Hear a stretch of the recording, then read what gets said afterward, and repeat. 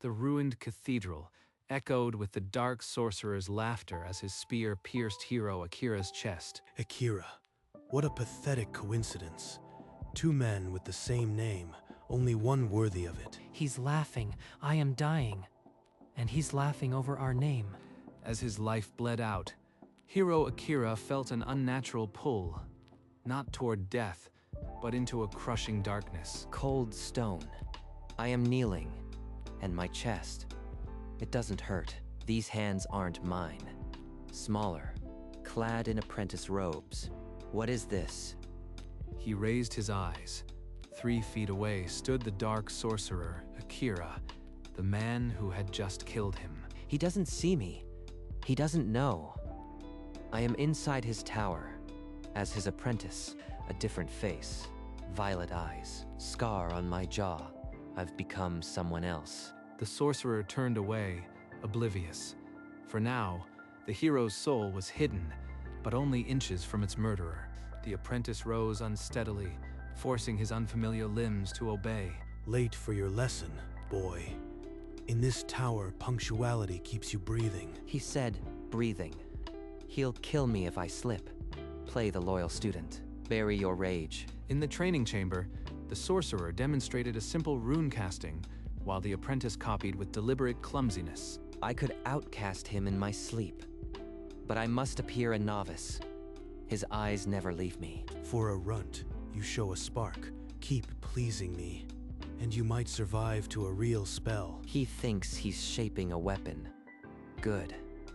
The more he trusts me, the deeper I can dig into his secrets. That evening, the sorcerer unlocked the tower library, a cathedral of grimoires stretching into dusty shadow. Every forbidden spell he's ever cast lies in these pages. I'll burn them into my mind, then use them to end him.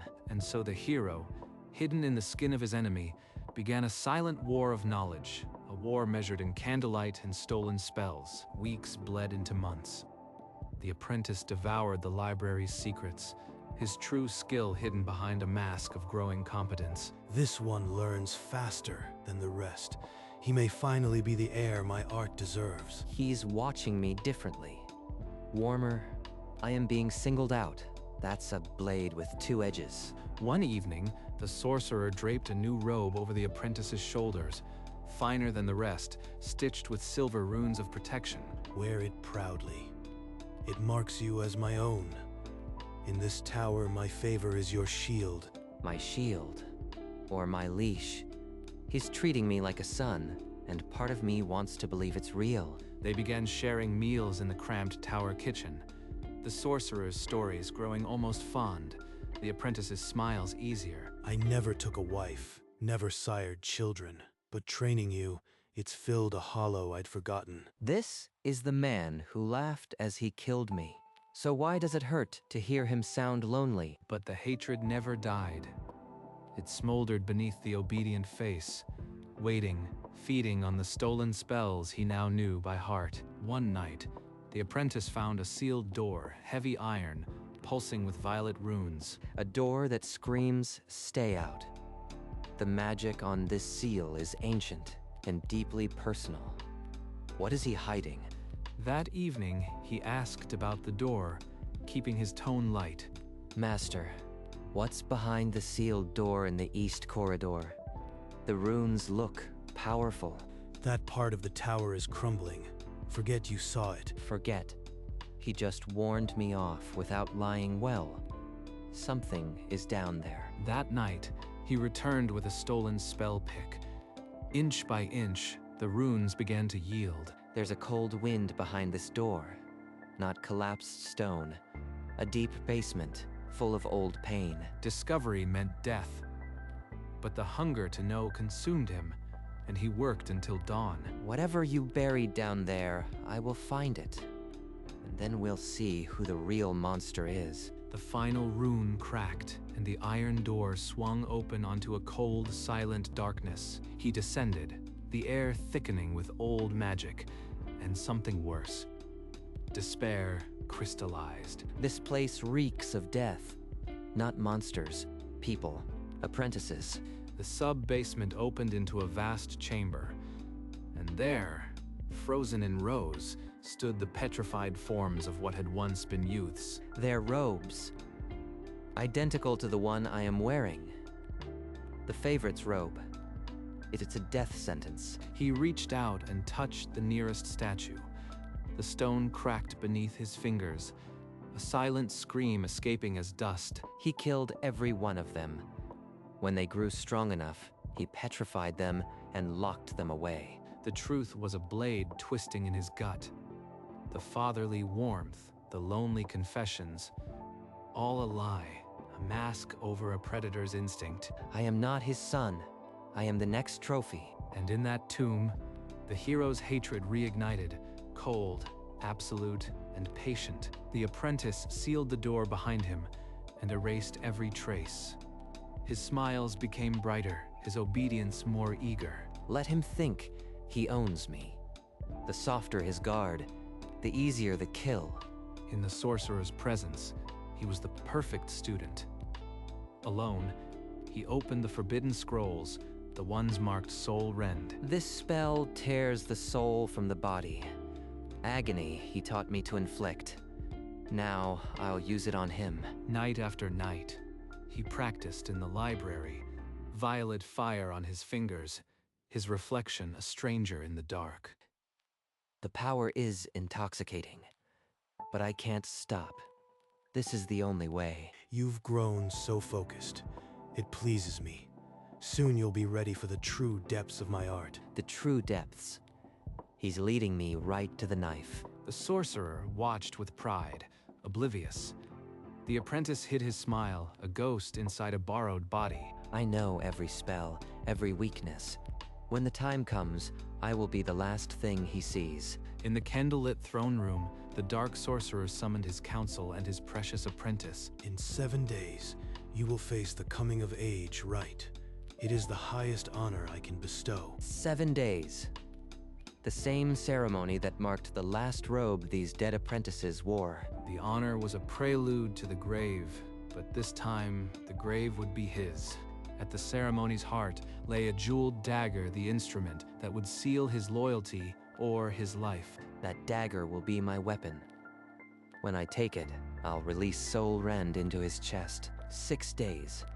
I can almost feel the spell singing in my blood. Each night he retreated to the rooftop, weaving Soul Rend until his hands no longer trembled. No hesitation. When the moment comes, it will be execution, not a duel. The apprentice looked toward the rising moon, counting the hours until he became the executioner. The ceremony night swallowed the tower. Braziers flared violet as the apprentice knelt, the jeweled dagger in arm's reach away. Take the blade, boy. Swear your soul to my service, and rise as my true heir. Service. Number. The only soul I'll claim tonight is yours. His fingers closed around the hilt, and violet fire exploded. Not the right's glow, but the forbidden, soul-eating blaze of Soul Rend. Impossible. That spell is mine. What treachery is this? Shock curdled into rage. The dark sorcerer rose, aura erupting, and let the throne room quaked. The apprentice didn't wait. He thrust forward, Soul Rend arcing like a spear, grazing the sorcerer's cheek as he twisted, drawing first blood. But the master was fast. He sidestepped the killing arc, the floor melting where the spell struck. The chamber became a storm of colliding power.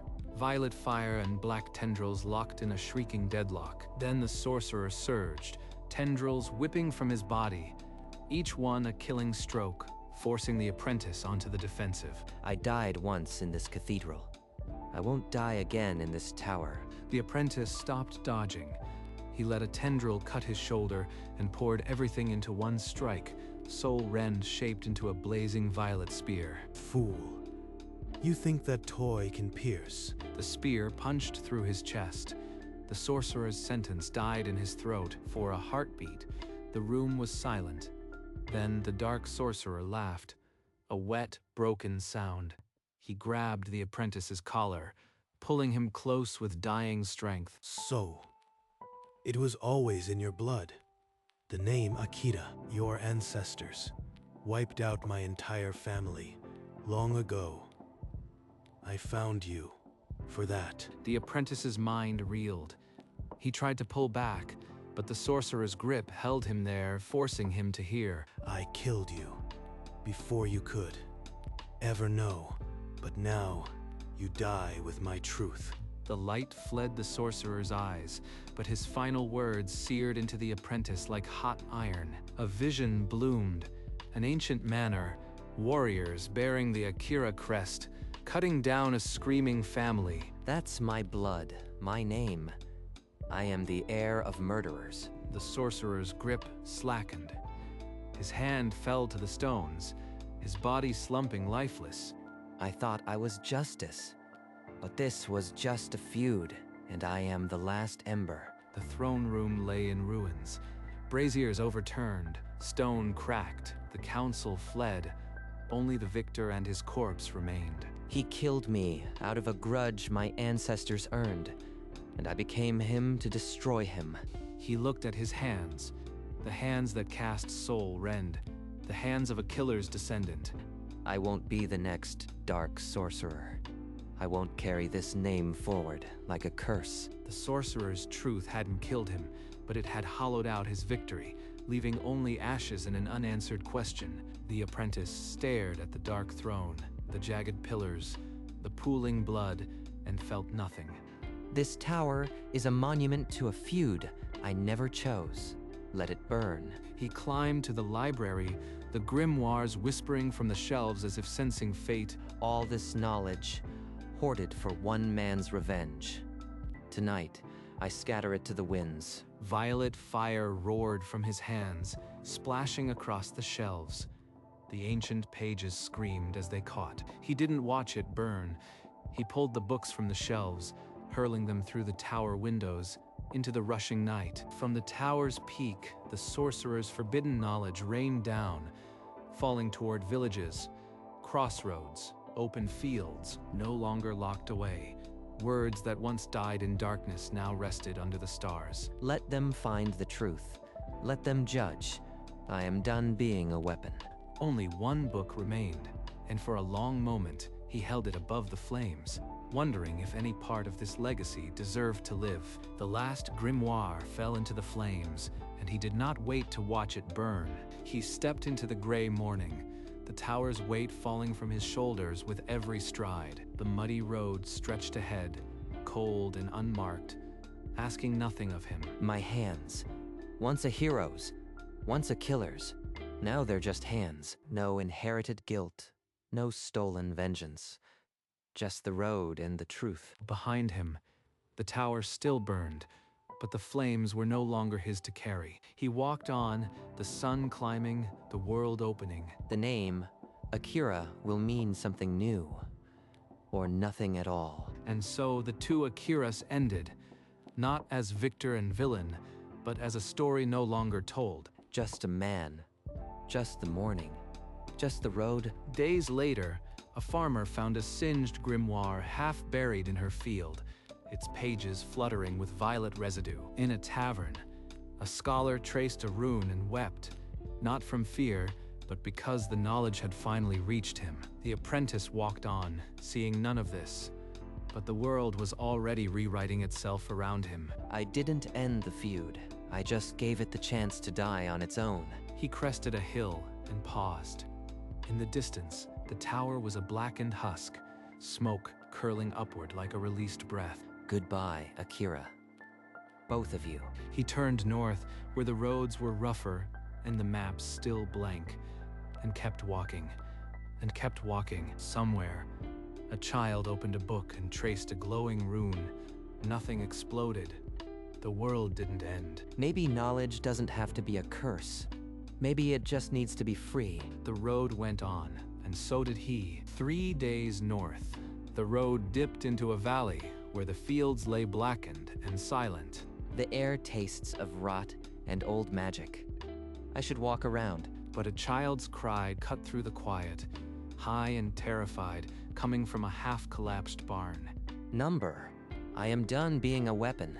Someone else will come. The cry came again, and this time the barn roof splintered, a clawed shadow lunging inside. Damn it. I can't stand here and let a child die. Not again. Violet fire erupted from his palm. Not soul rend, just a sharp controlled lash that severed the creature's arm and sent it screeching into the fields. The child crumpled, sobbing but alive. Then the silence stretched, broken by dozens of wary footsteps. They saw me. They're looking at me like a savior or a monster.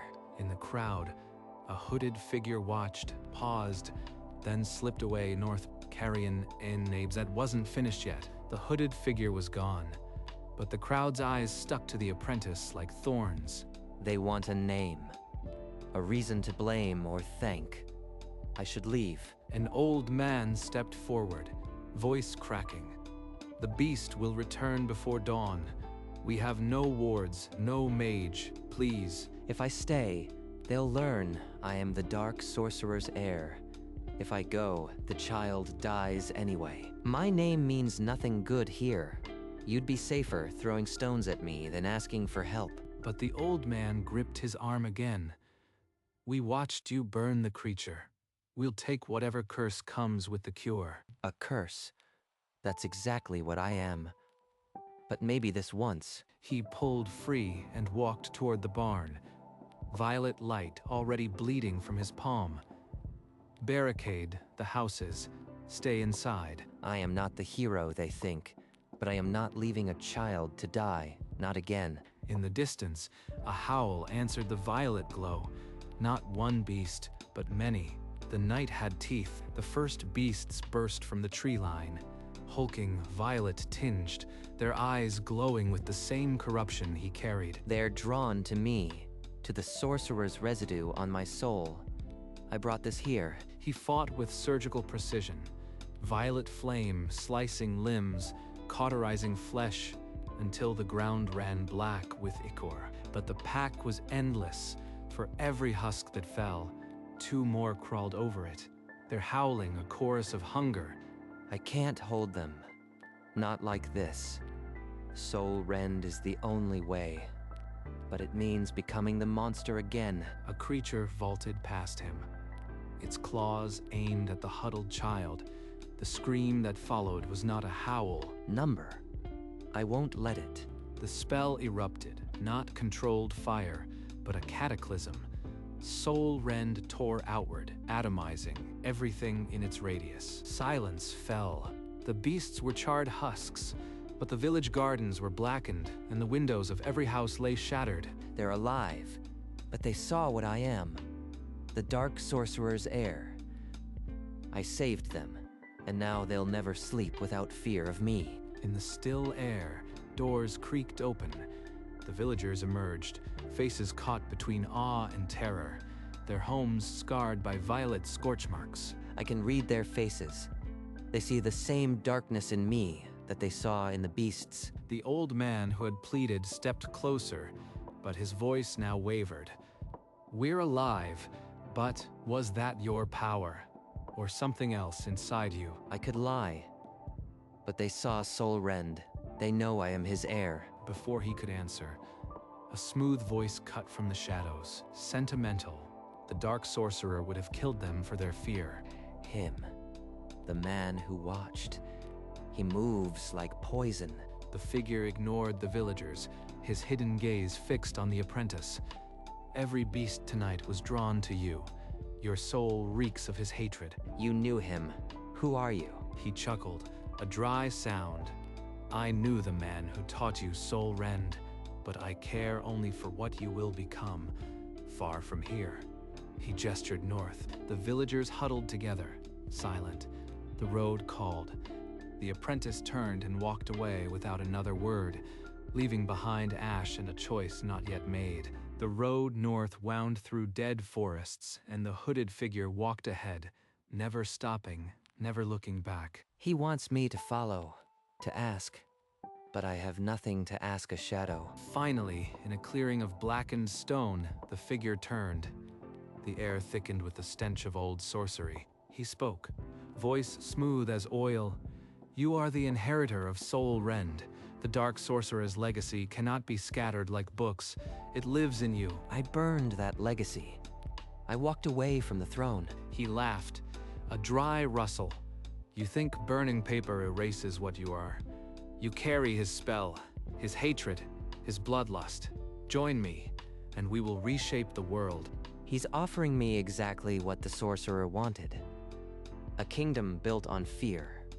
And for a heartbeat, the darkness whispered back, "Number.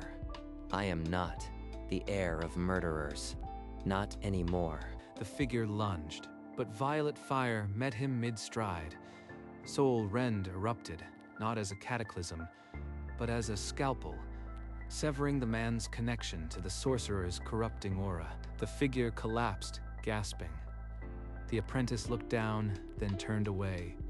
The last chain was undone. The road, finally, was only forward. The forest slowly breathed again. Leaves, not blackened, stirred above him, and the air smelled of rain. And the air smelled of rain. A village lay in the valley, its huts newly thatched. In the central square, a child traced a violet rune, and a small, harmless flame danced on her palm. Knowledge I freed. Not a curse, not a weapon, just a spark. He didn't enter. The village would build its own future. He walked on, the scar on his jaw catching the light. That night, he sat alone beneath a sky thick with stars, and for the first time in 2 lives, the silence didn't ache. No ghosts, no names, just the fire and the night. The 2 Akiras. Their war is over. He slept and dreamed not of cathedrals or towers, but of an open road and a cool wind. Morning came gently. The sun, a promise over the eastern hills. He rose, gathered nothing, and kept walking.